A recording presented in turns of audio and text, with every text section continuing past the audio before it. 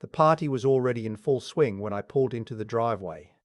I could see the lights through the front window, the shadows of people moving around inside, and I could hear laughter. Real laughter, not the polite kind. I was 40 minutes late to my own daughter's birthday dinner for her husband. Not the way I'd planned it, but the highway had other ideas, and a 3-car pileup outside Raleigh doesn't care about your schedule. I didn't rush to the door. I'm 63 years old. I don't rush anymore. I was still on the front porch, reaching into my jacket for the bottle of wine I'd brought, when I heard his voice cut through the wall like he was standing right next to me. My son-in-law. That particular laugh he had, the kind that fills a room and expects everyone to notice it. "Honestly," he said, loud enough that I caught every word through the screen door, "this is the best the evening's been. No offense to anyone, but you know how he is. Always watching, always judging. The man cannot just sit down and enjoy himself."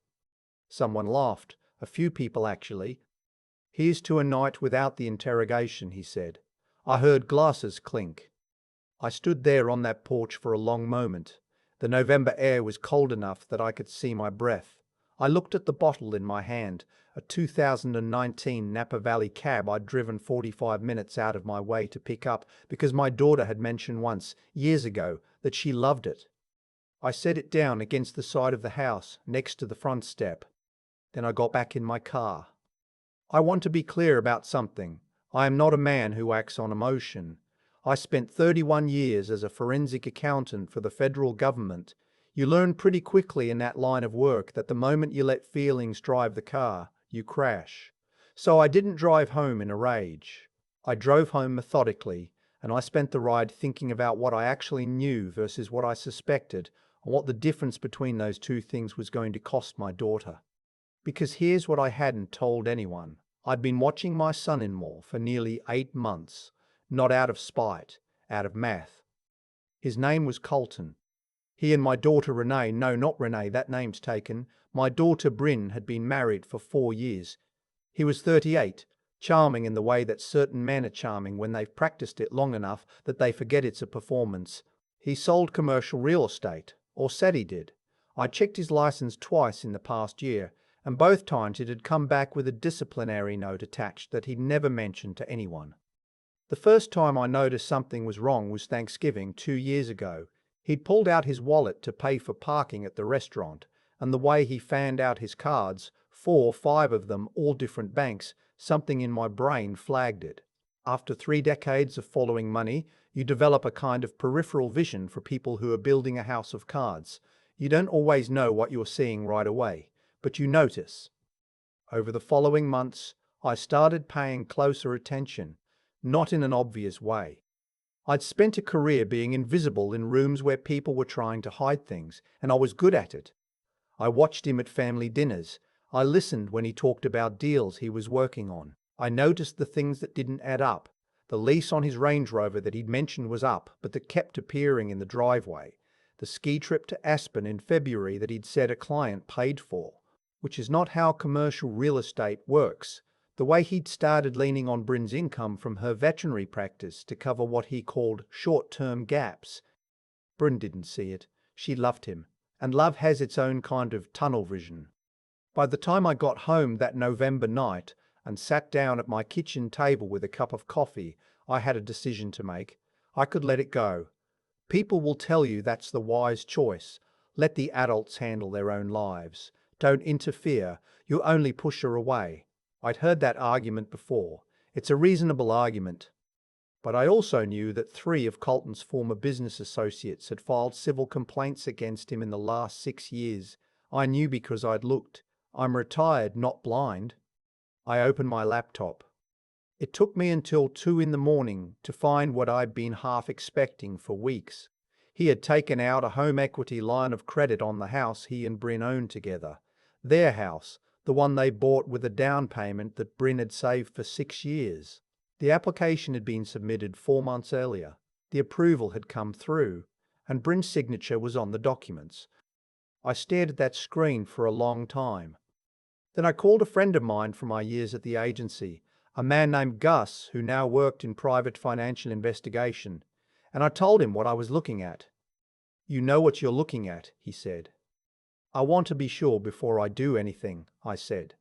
Send me what you have, he said. Give me a week.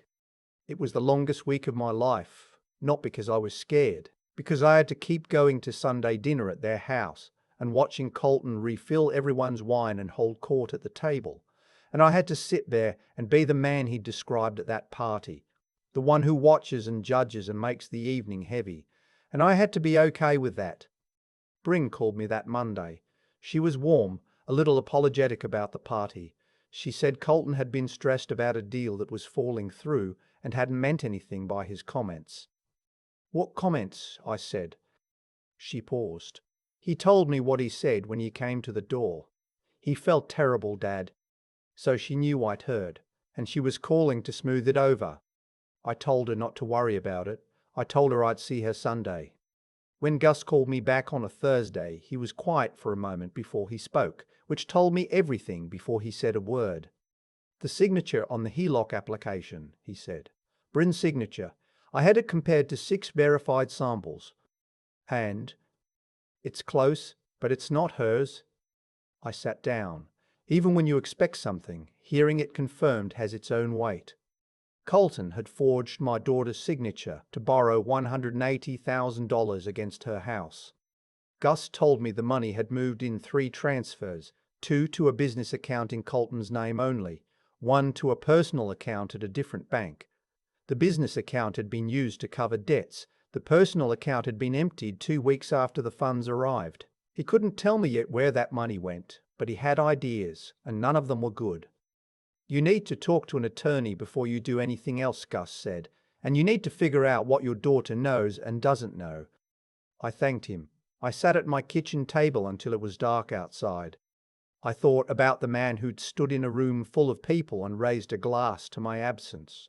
I thought about my daughter, who'd called to smooth things over, who was protecting a man who was draining her life out from under her. I thought about what it was going to cost her. Not just the money, not just the house, when this came apart. And then I did what I'd trained myself to do for 3 decades. I made a plan. The following Sunday dinner, I arrived early. Bryn looked surprised when she opened the door.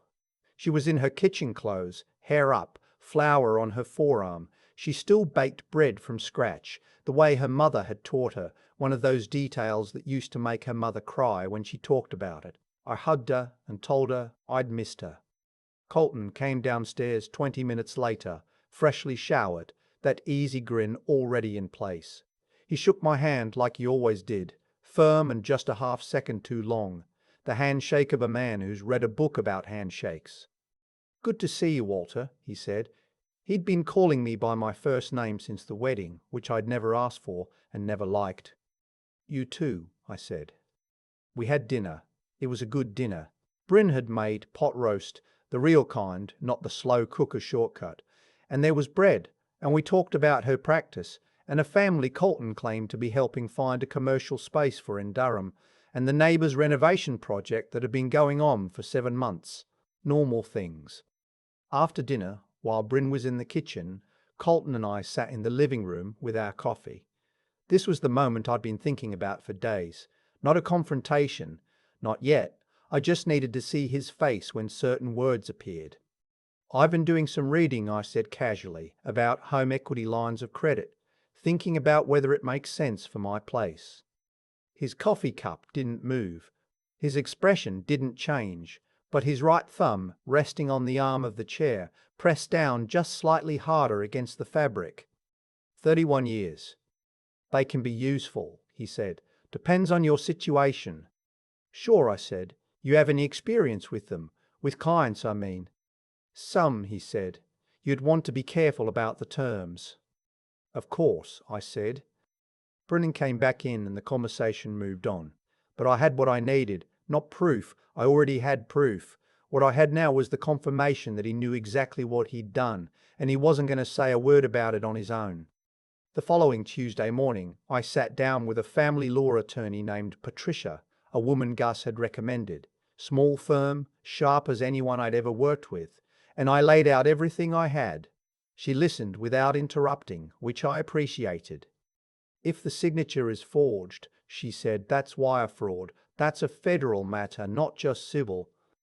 I know, I said. Does your daughter know anything? I don't think so, I said, but I can't be sure. She was quiet for a moment.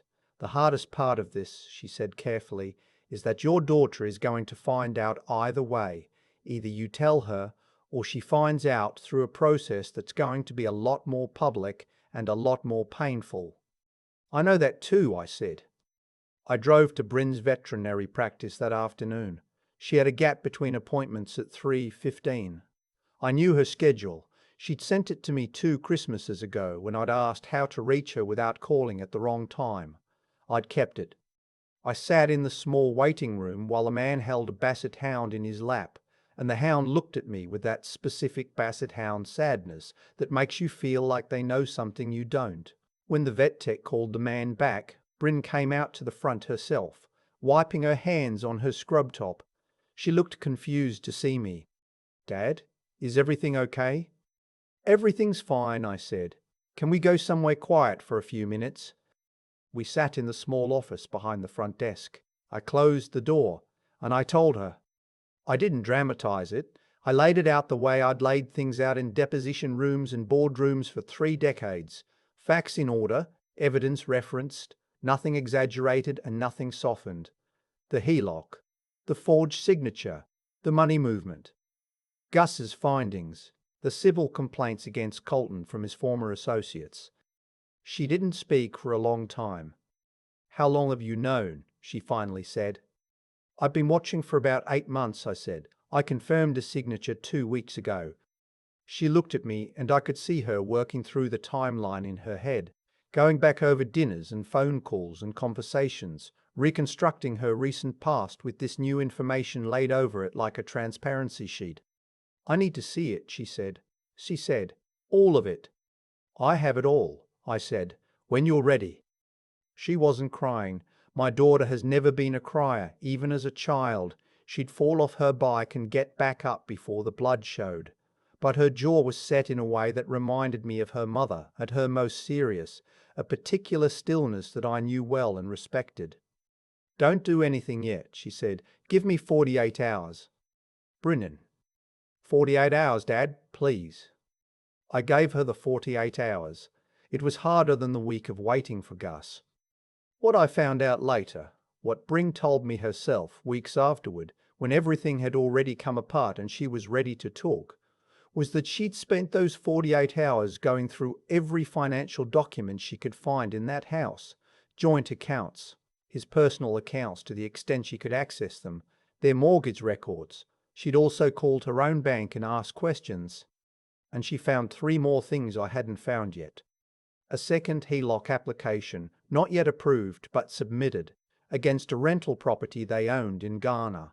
A credit card in her name that she had never opened, carrying $22,000 in charges. And a wire transfer from their joint savings account that had gone out 4 months ago, $14,000 to a company she'd never heard of, authorized with her online banking credentials. By the time she called me on the 3rd morning, 1 day past the deadline she'd asked for, she didn't sound angry. She sounded like someone who had crossed over to the other side of something. "I've already called a divorce attorney," she said. "I have an appointment tomorrow." "Okay," I said. I also called the mortgage company. They're aware of a potential issue with the HELOC. "Okay." And I changed every password. "Good girl," I said. And I meant it the way I'd meant it when she was 7 and had figured out a math problem the teacher said was too hard for her. She exhaled, not quite a laugh, not quite a cry. I should have seen it. "He was careful," I said, "and you trusted him. There's no shame in that." "You saw it." "I spent 31 years watching people do this to other people," I said. "It's different when it's your own life."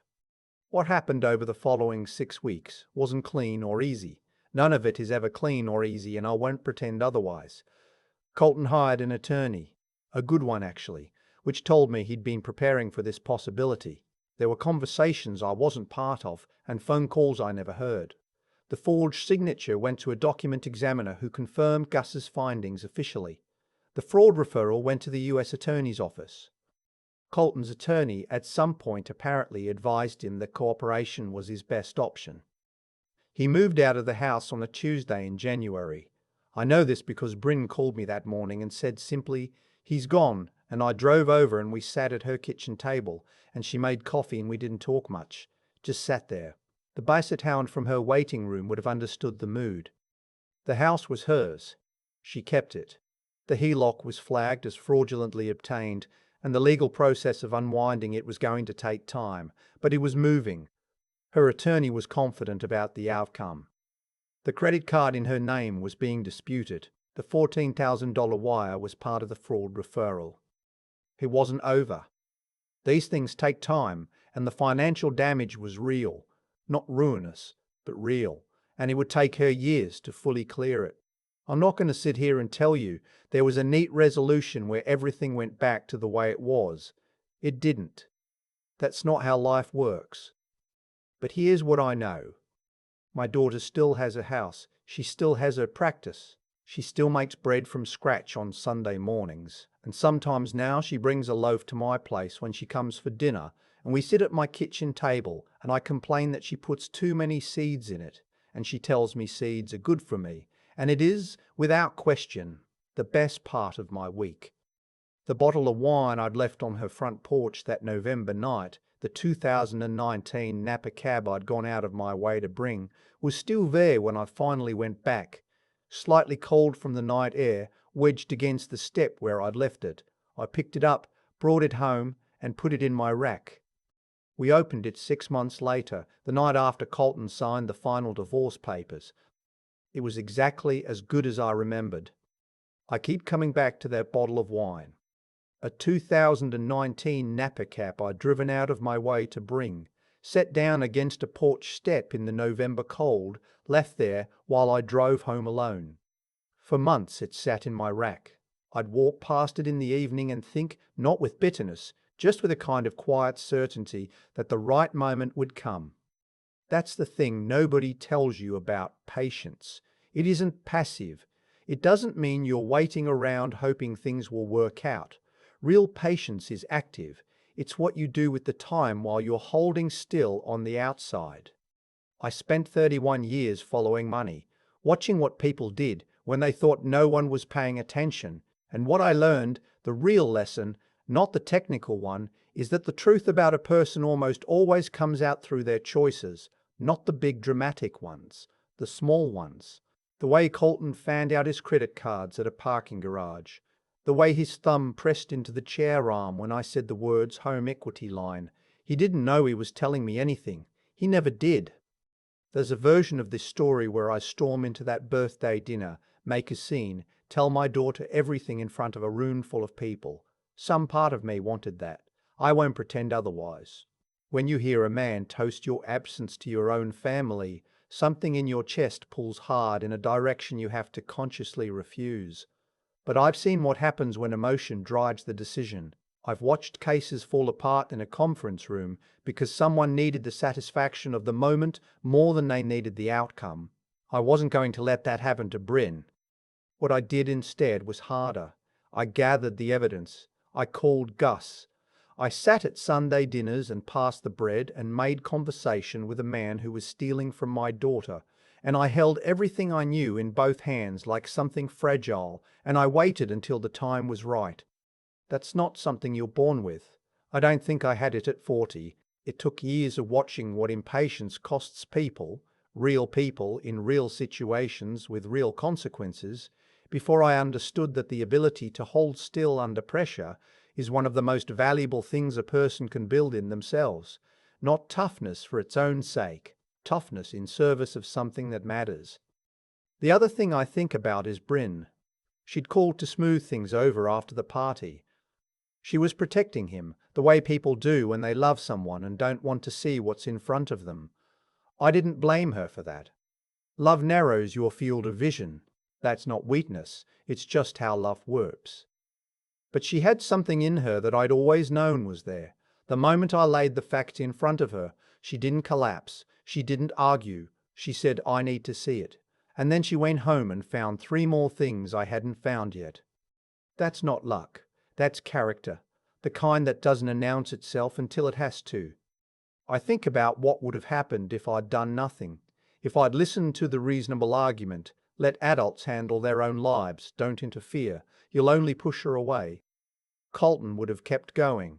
The second HELOC would have been approved. The credit card debt would have compounded. The house she'd saved 6 years to buy would have been leveraged out from under her. And she would have found out eventually, the way people always do. But later, and worse, and without anyone standing beside her who had already done the work. Actions have weight. They carry forward. The ones you take and the ones you don't. We opened that bottle the night after he signed the final papers. Just the two of us at my kitchen table. She said it was too dry. I told her she was wrong.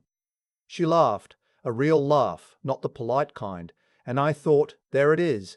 That's what I was holding the wine for.